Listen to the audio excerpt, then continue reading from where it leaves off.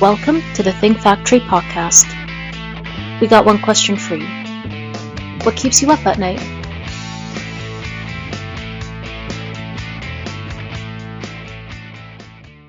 Welcome to Women's Roundtable podcast, powered by the Think Factory, where we learn how women think big and grow their business. My name is Susan Kleiner. I'm with Outside General Counsel Solutions, and I'm the host of today's episode. I'm happy to have with me today Debra Wentz. She has a PhD, so she's Dr. Wentz, and she's the President and Chief Executive Officer of the New Jersey Association of Mental Health and Addiction Agencies, which we call NJAMHAA, and also Executive Director of its 501c3, the New Jersey Mental Health Institute. NJAMHAA represents 164 behavioral healthcare provider organizations and serves more than 500,000 children and adults annually. Dr. Wentz holds numerous board and committee positions and appointments on the state and national level, including at the National Council for Behavioral Health, the New Jersey Governor's Council on Mental Health Stigma. She served on Governor Phil Murphy's Health Advisory Transition Committee and on the transition teams of other previous governors. Under Dr. Wentz's leadership, NJAMHAA received the Advocacy Leadership Award for Organizational Excellence from the National Council for Behavioral Health in June 2020. In 2019, Dr. Wentz was recognized by ROI-NJ with the Champions of the C-Suite CEOs of the Year Award and by NJ Biz with an Icon Honors Award. A sought-after expert on mental health and substance abuse issues for media and conferences, Dr. Wentz has been interviewed frequently on local, state, national, and even international television and radio programs and is regularly cited and featured in print publications. Dr. Wentz earned a doctoral degree from the University of Paris, France, a second PhD and master's degree from the University of Connecticut, and an executive MBA from the Alternative Careers Program of the Wharton Business School, University of Pennsylvania. She completed undergraduate work at Goucher College, Maryland, and she is bilingual in French and English. Wow, that is quite a bio. So we are so happy to have Dr. Wentz with us today. Thank you for your time. You know, you and I have talked before, and I just thought you had this incredible story of your leadership, and about, NJAMHAA. Now, so you've been with NJAMHAA since its inception, and I would love for you to tell our audience just a little bit about how, with a very diverse career, how you ended up there. What happened? So, thank you very much. I appreciate the opportunity to be with you today, Susan. Actually, I had not been with NJAMHAA since its inception. NJAMHAA was started in 1951, and a few years ago, obviously, in 2021, celebrated our 70th anniversary. But I have been with NJAMHAA for 28 and a half years, November 1st. And it was totally by chance, maybe by luck, I could say, that I ended up at NJAMHAA, as many of my career positions have been. As you noted in my background, that my academic studies had really prepared me mostly to be a graduate professor of French language and literature, and specifically in the 19th century, so very focused.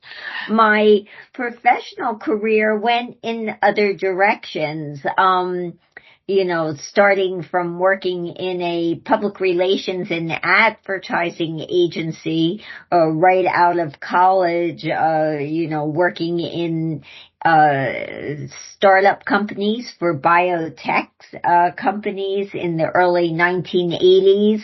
I found myself working for a worldwide management consulting firm doing intangible asset valuation, and I led a Department of Planning and Intergovernmental Affairs at a housing mortgage finance agency and had some other career forays.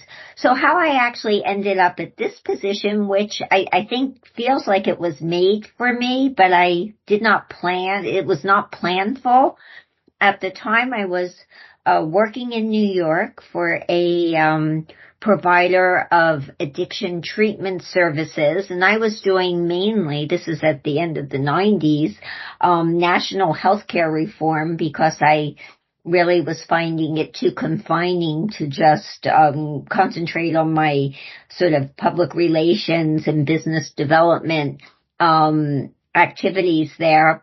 So I got involved in national healthcare reform. But we had very severe winters during that time period. And as a result, although maybe not as far as one would think in mileage distance, I was commuting with public transportation. It was taking me 5 hours to get to work because of all the connections and the weather. So I ended up sleeping in my office, which at some point I'm hoping in retirement to write a book called Exiled on 57th Street about life after hours in Midtown Manhattan. But I started applying to positions. I wanted to be back in New Jersey, and I really didn't have an aspiration to be a president or a CEO, but I was looking at position openings. In those days, it wasn't all online. You got your copy of your Wall Street Journal and New York Times and other classified ads.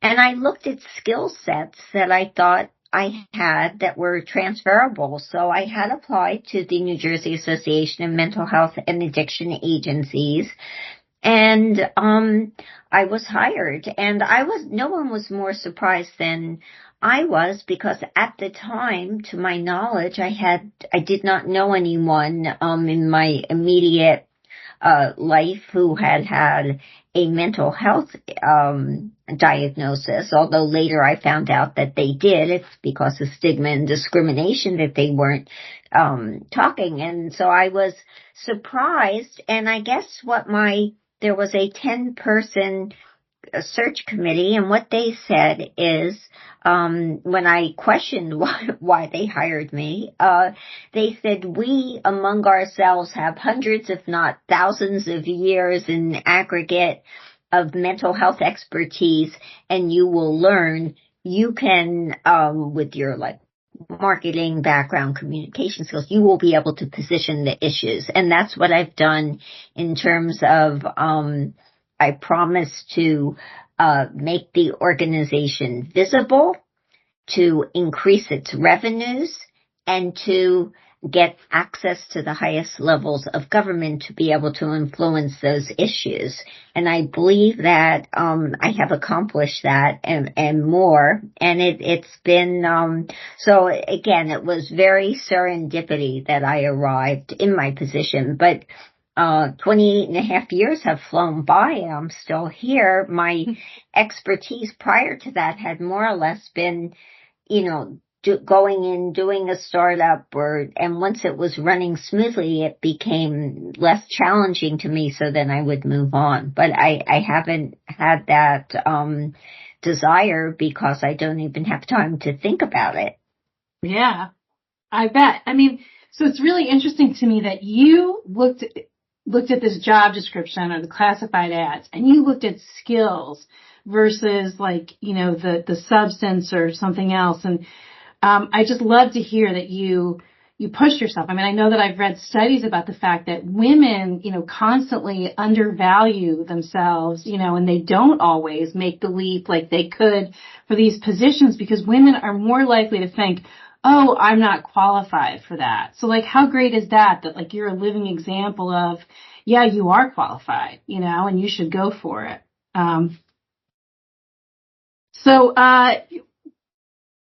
We've talked some, and this kind of gets to the same point or similar, about how important it is to have your own personal vision and mission. like you told me that you felt like that was so important for you and your career. Obviously, your organization also has this fantastic vision. But can you tell me what you meant by that, by how important it is to have your own personal vision and mission?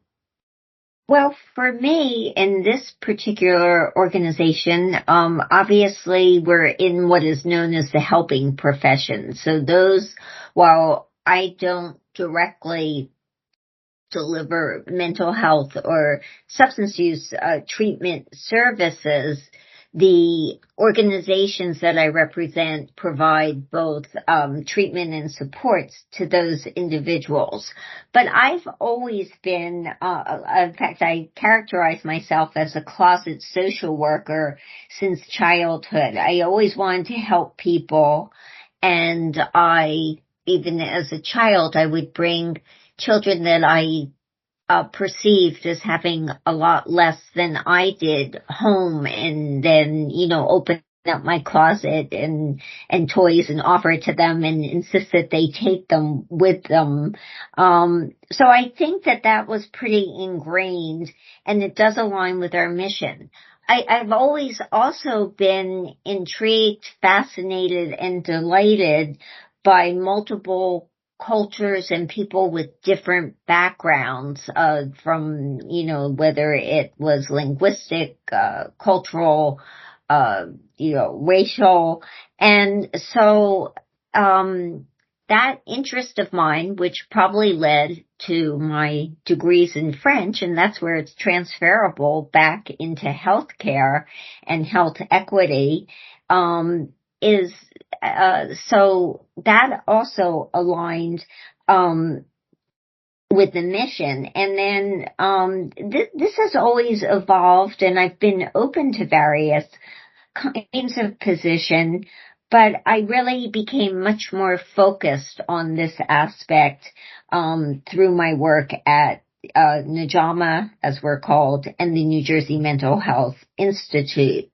And I like to think of my mission is changing the world one person at a time, and to do it systemically in the healthcare field. For sure. So it's interesting that you talk about, like your mission and vision, and then also, your interest in, culture and, cross-cultural stuff. And maybe that's why it's not a surprise with your work and organization of the Sri Lankan Mental Health Relief Project, which I read a little bit about, which is truly just a fascinating story. So would you mind sharing with our listeners how that all came about? Yes, it's, so again, maybe a series of serendipity and luck, good luck, for in terms of this project. So in, December 2004, I was traveling, to Sri Lanka, to participate in a family member's wedding. And the day after I arrived, in the morning, as I was traveling south to a city to visit, the Southeast Asian tsunami took place. And so, given that I was fortunate enough to survive, and it was extremely traumatic, obviously, to see so much death in Southeast Asia that day.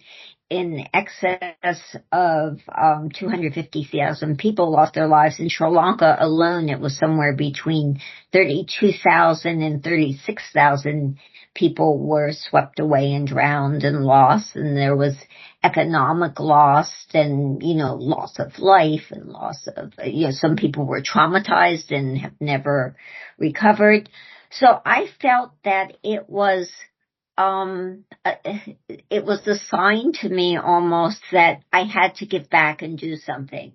So I quickly went into overdrive mode. I contacted TV stations to provide some guidelines for even, dealing with the emotional and mental health impact. Of course, in the initial hours, people were just, the immediate, they were looking for, relatives and some of the survival. But we knew that the long-term effects of mental health and mental trauma would endure as they do after natural and man-made disasters.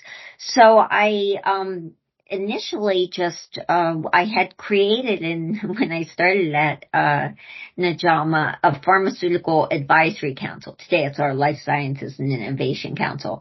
But I quickly contacted companies who sent the appropriate kinds of medical aid and supplies that were needed, as did our members. And I got in touch too with the board of our New Jersey Mental Health Institute, and we started developing how we were going to offer a project to help. So we put together a curriculum, and we trained, for 6 days of training, 2 locations, some with professionals like physicians and, HR company heads and social workers and religious leaders, and then others, volunteers people were living in camps because their housing and businesses had been destroyed. So we had training there.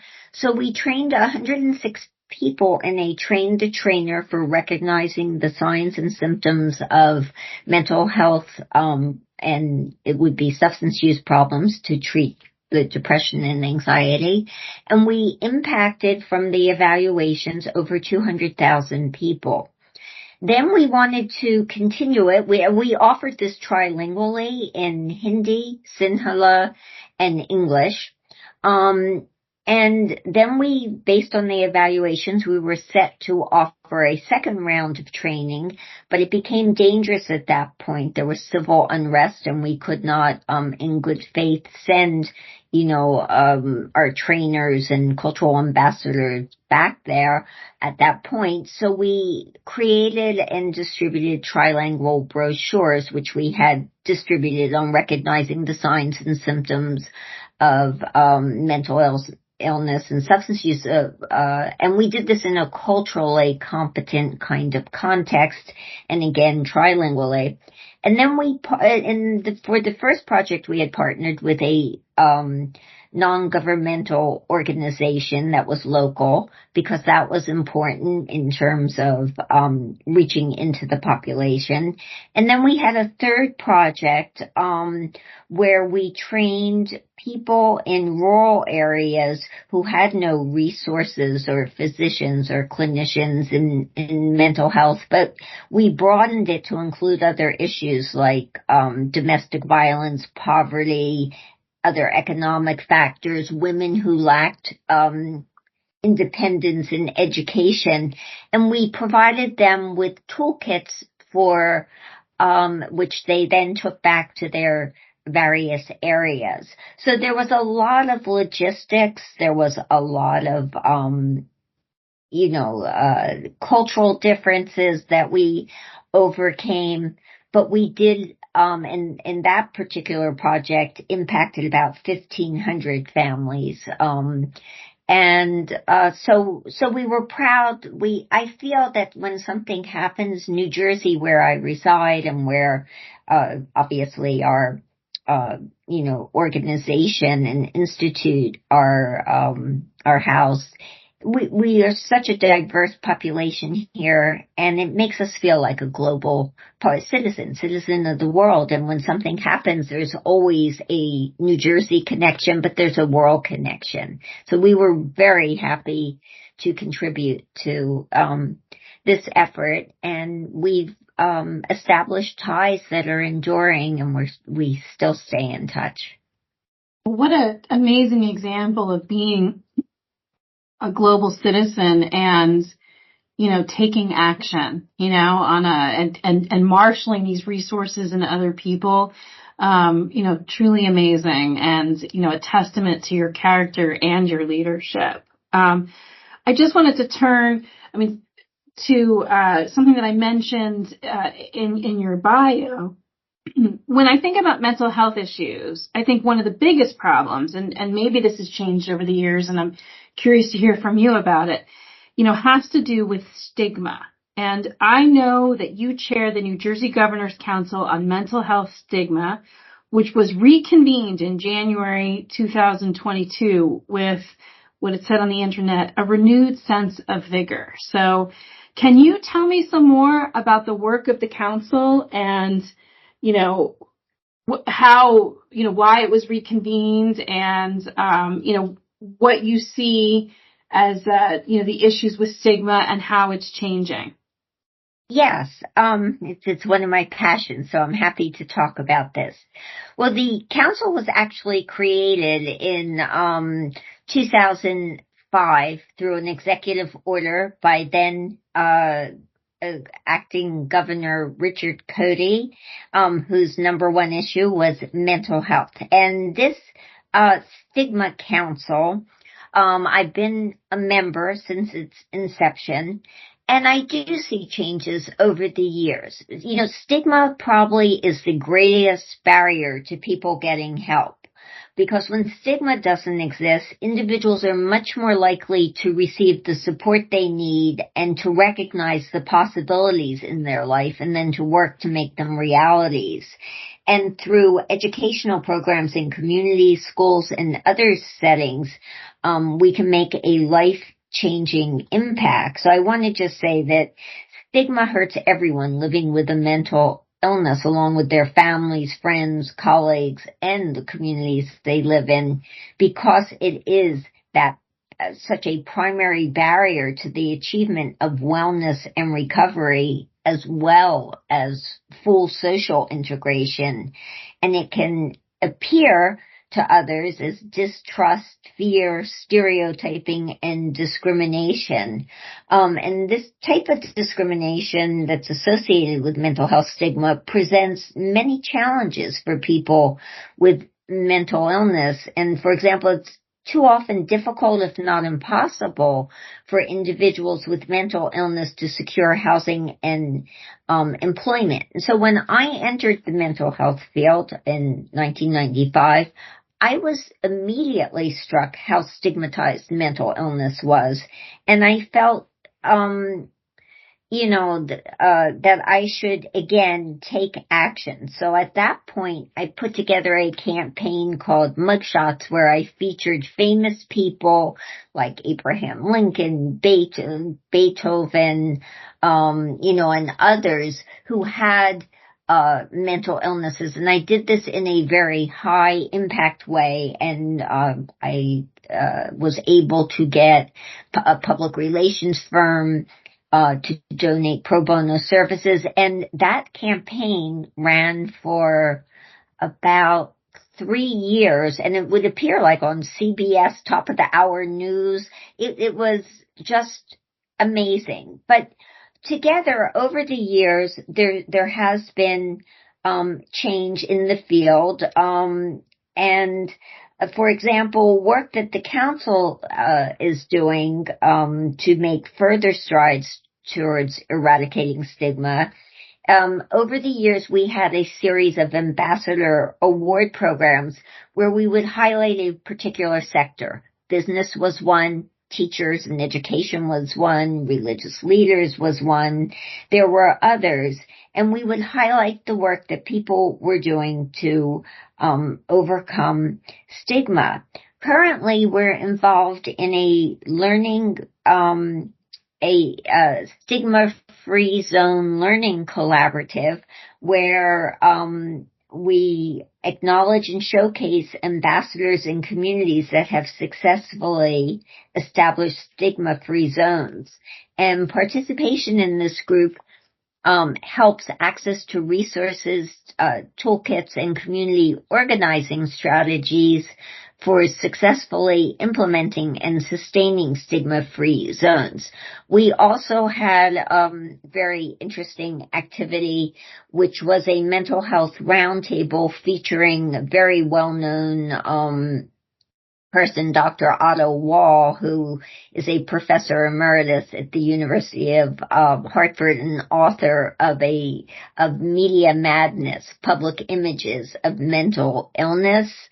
And we invited other mental health stakeholders and news reporters. We did this in October of 2022, and our goal was to educate members of the media to accurately portray people with mental illness without perpetuating negative stereotypes, and instead to educate with facts so that stigma can be overcome. We just recently unveiled an updated website and a biannual newsletter, Stopping Stigma, and, where we feature the council's members and initiatives. And on our website, it's very important, we have a section where people can share their experience of overcoming the challenges that commonly occur with mental illness and the successes achieved as a result. And telling stories is one of the most compelling ways to eliminate stigma and showing that it can be done. So despite, you asked me, is it changing? So yes, progress has been made. Today, I mean, you can't pick up come into contact with any kind of media, whether it's print or TV or radio or social media, without seeing the discussion of mental illness and substance use disorders. But so first of all, just educating people, and unfortunate, like a good byproduct of some unfortunate incidents like the tsunami, and other natural disasters, the Haitian earthquake, 9/11, which was a man-made disaster, wars, is that it normalizes at least some of the mental illnesses like anxiety and depression, because so many people are affected and talking about it. So that helps to, in some way, make it seem more normal, and is a door to opening it. But when I came into the field, there was a National Alliance for Mental Illness, NAMI campaign focused only on the brain, on the biology of mental illness. In fact, I remember they called the 1990s the decade of the brain. But this perspective on mental illness has evolved over the years with the passage of very positive state and federal laws, and I could go into them in detail, but probably the most overarching one, although we're still fighting for comprehensive implementation, would be the 2008 Domenici and Wellstone law that required that carriers provide coverage for expenses incurred by an individual, and both who have serious mental illnesses, as well as this is state law, diagnosed with autism for medically necessary treatments and also developmental disabilities. That was a 2008 New Jersey law. There had been a previous one in 1999 that required all health insurance carrier policies and contracts issued, executed, or renewed in New Jersey that provided hospital or medical expense benefits or service to also provide coverage for biologically based illness under the same terms and conditions as any other sickness under the policy.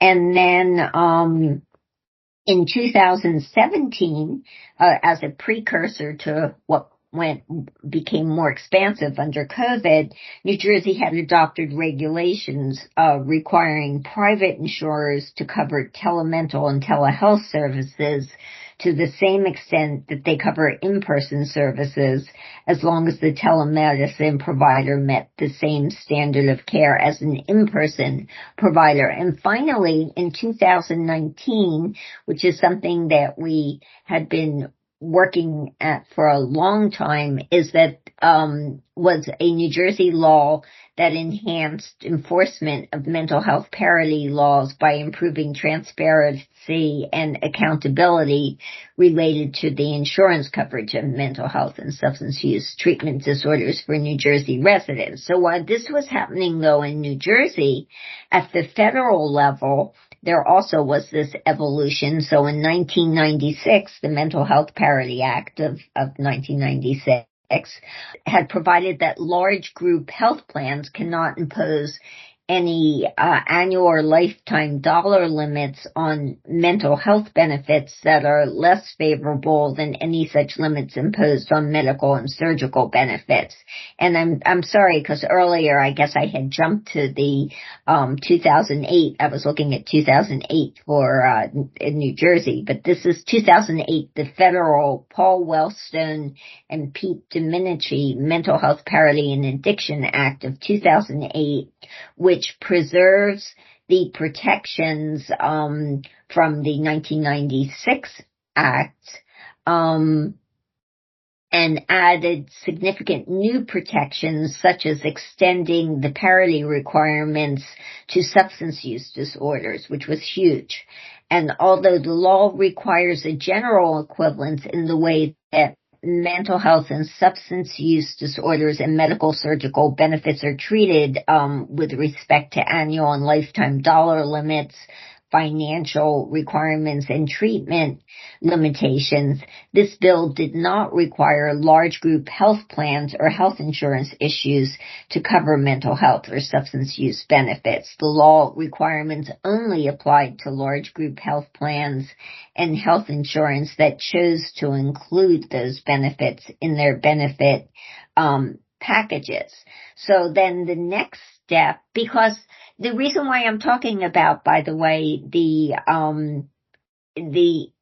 intricacies of this legislation, the greatest stigma and discrimination against mental illness is not covering the cost of its treatment as you would another disease when these are clearly diseases. So finally, the Affordable Care Act of 2010 provided one of the largest expansions of mental health and substance use disorder coverage in a generation and required coverage for 10 essential health benefit categories, including mental health and substance use services at parity with medical and surgical benefits. And finally, the current legislation, which has not passed yet, but the Mental Health Parity Act of 2023 proposes amendments to regulations that implement the 2008 Act and proposes new regulations implementing the non-quantitative treatment limitation comparative analysis requirements as amended by the Consolidated Appropriations Act of 2021. And so that would prevent existing plans and issuers from not using the non-quantitative elements as an impediment to allowing people to access mental health and substance use.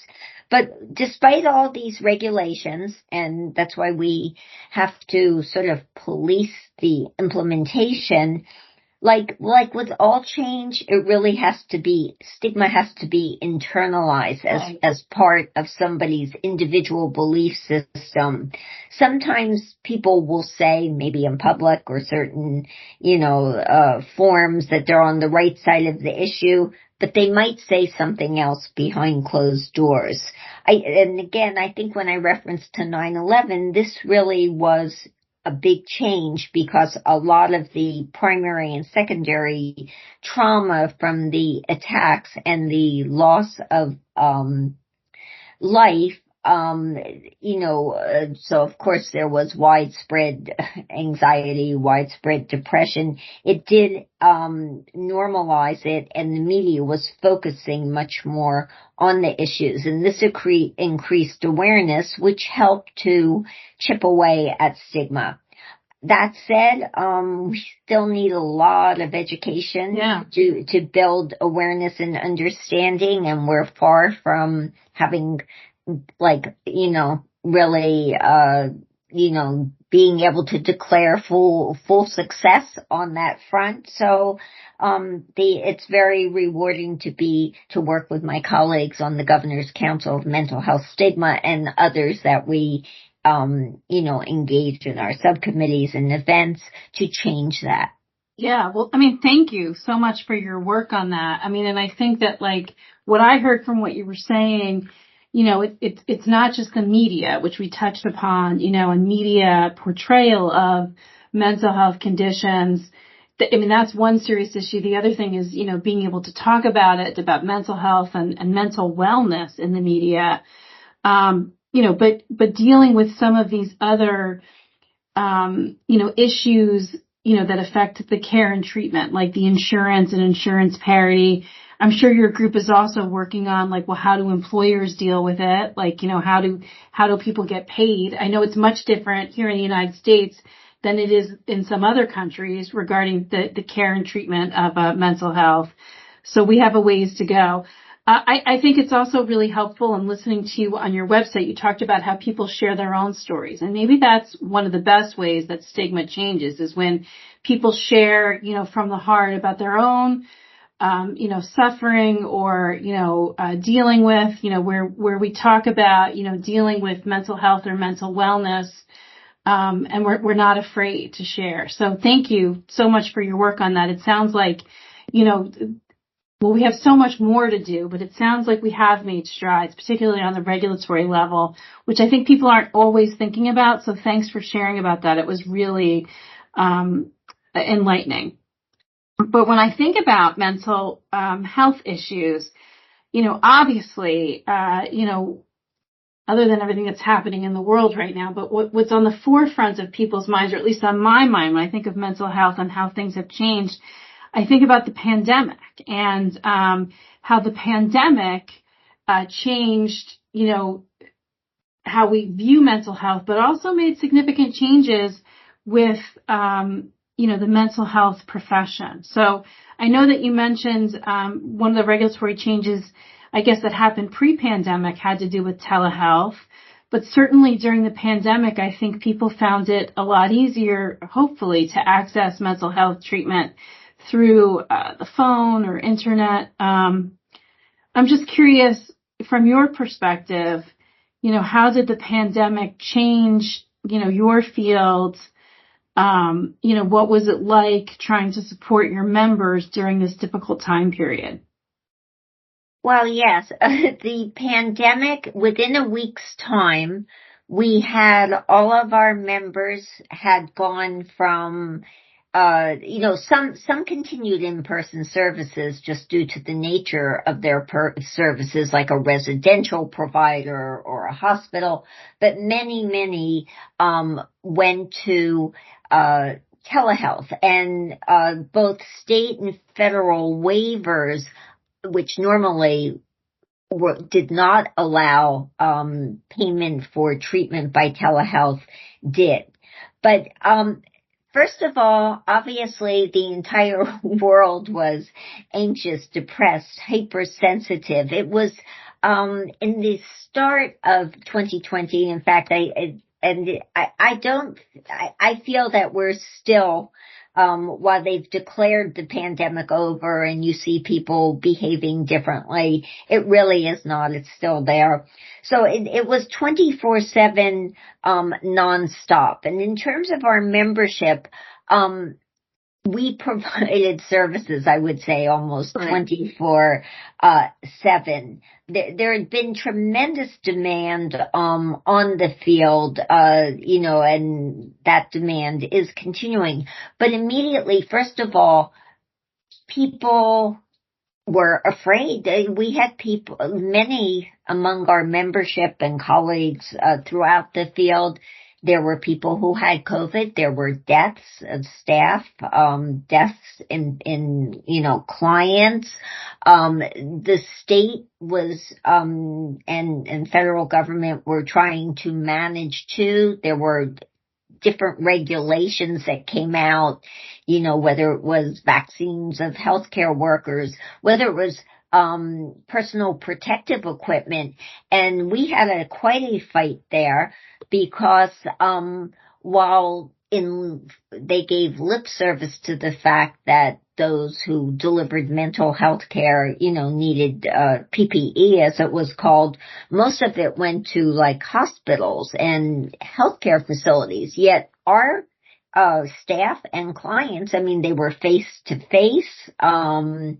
They had, they were getting ill, and they were not like priority for getting PPE. So we had to, work with outside vendors. We did advocacy. Then there was the entire, issue of, vaccines and healthcare workers, and we did fall under healthcare workers and who had to get vaccines. And then at one point in New Jersey, if people were not vaccinated, they were in the healthcare arena, they weren't allowed to keep their jobs by like state executive order. So there was changing regulations in terms of who could deliver care.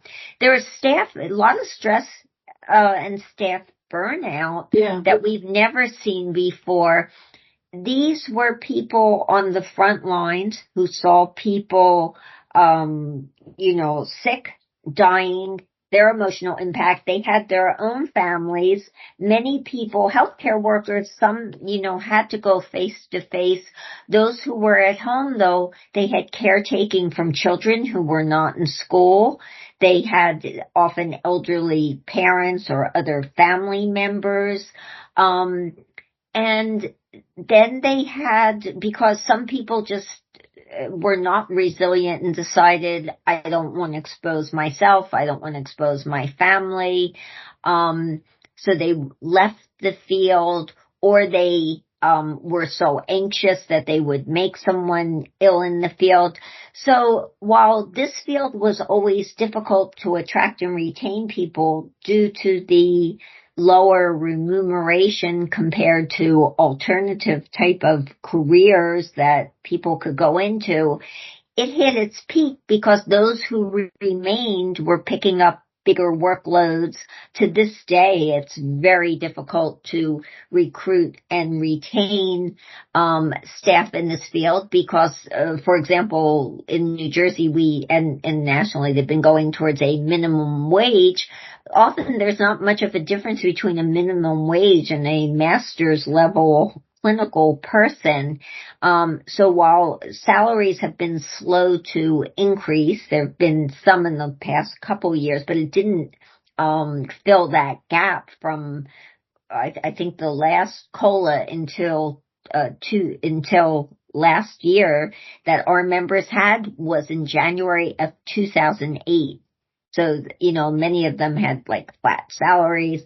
So also it became, people had other opportunities. They could leave organizations. They didn't have to go back face to face in the field, could work their own hours. So they decided to go into private practice. Others had, retail was suddenly paying, working at McDonald's or being a manager, you could make more money than in our field, not have the same kind of anxiety. So this is ongoing. And so we held a series of roundtables. We brought in experts. We brought in people on self-care. This goes on to this day. There's not a day that you don't hear about workforce burnout and stress and, what the field will do. So there are various measures. There's creating a pipeline, but that takes a long time. There's using other people to the top of their skill level and profession. So we see that in the physical health realm when we go to the ER. Used to be, I guess maybe I'm dating myself. It used to be you go there and your own doctor would, you're in the hospital or in the ER and your own doctor comes by and, checks in on you. Today, they have physician's assistants. They have, advanced practice nurses, and then fewer doctors. But so in our field, it's a little bit the same. So, but during the pandemic itself, it was both exhausting and exhilarating. Our staff never felt more needed than during that time. And we answered questions constantly about regulations, other rules, policies. As I said, we advocated for the personal protective equipment. More members really developed a greater appreciation for what we offered and how responsive we were. And we always are responsive. That's one thing in terms of leadership. When they say it starts at the top, I've always insisted on excellent internal and external customer service, so to speak, that in a service organization, because we're not delivering a commodity and we're not delivering healthcare. All that we really do deliver is being responsive, with the services. And, we feel this is a long-term impact on workforce is one of the major issues that we're, working on. And so we are facing the field a shortage of workers and a shortage of pipeline. And, it just is difficult to recruit and retrain. But what we did do to address this, we had in our advocacy, we had, in the current fiscal year 2024 budget, and the New Jersey state budget runs from July 1, 2023 to June 30th, 2024.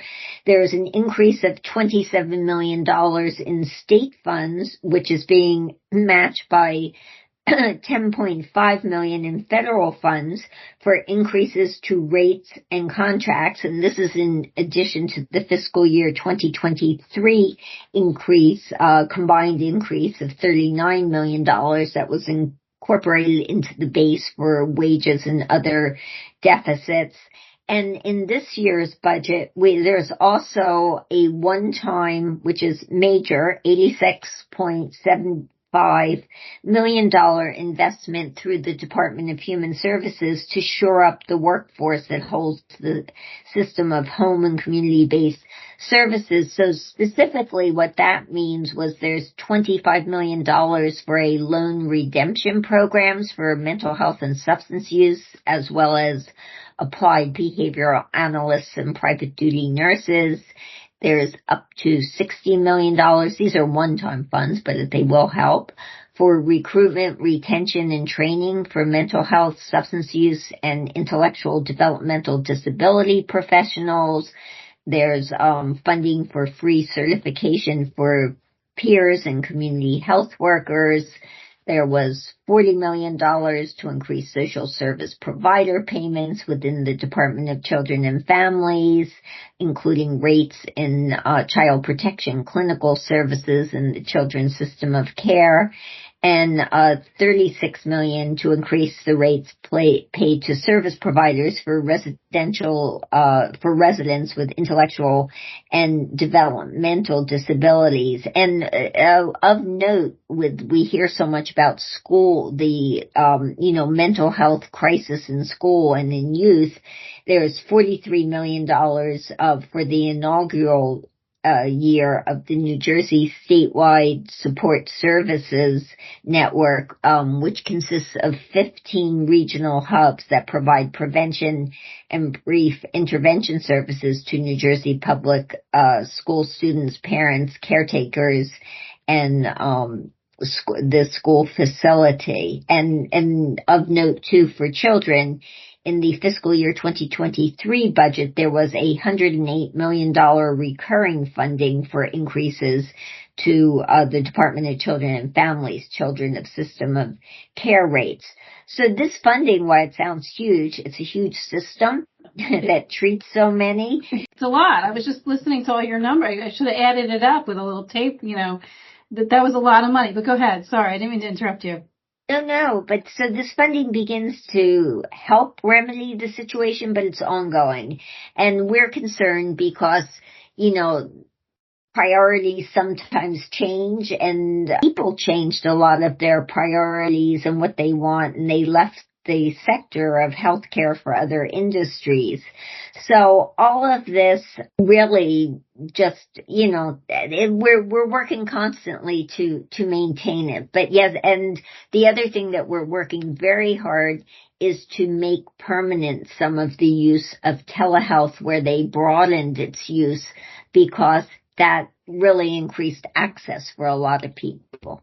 Oh, for sure. Well, New Jersey, thanks to the hard work of you and your organization, I think that New Jersey is better for it, and we're, grateful, for all your hard work. It sounds amazing. I'm curious, looking back, what is one piece of advice that you would give your younger self? Well, I would advise my younger self to have more confidence. People who know me today, I know I quickly make decisions and can pretty much resolve any situation. And as my mother had said, that, you can do anything you want. And, she was surprised as she saw what I did accomplish. She said, "Oh, you can do a lot with a French degree."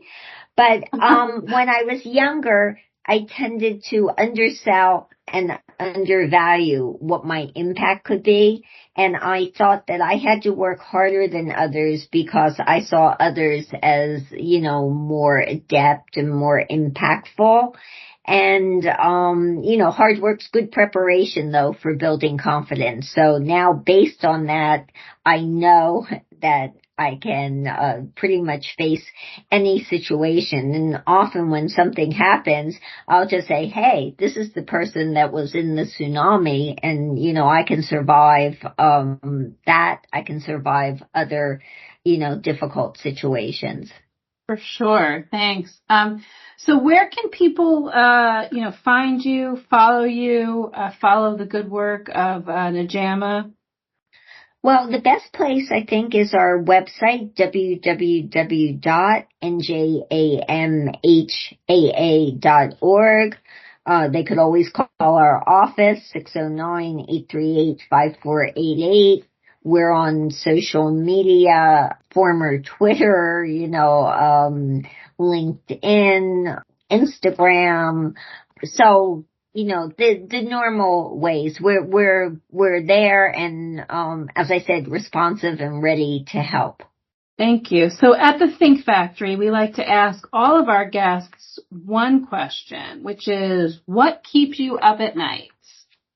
Well, I find that question, interesting, because it seems that with all this added work, I sleep like 4 hours a night, where much less than when I was doing 2 doctoral degrees and running a department full time, in my earlier life. But so often, I can't say that I'm up at night thinking, but working. But what keeps me up is that I know life brings unexpected events, and you never know what's next. So I tend to stay up and think of contingency plans to remain several steps ahead.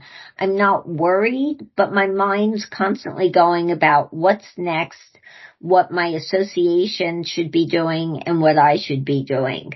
And then, because I'm not sleeping much, when I finally do get some sleep, I sleep very soundly. Well, I'm glad to hear that.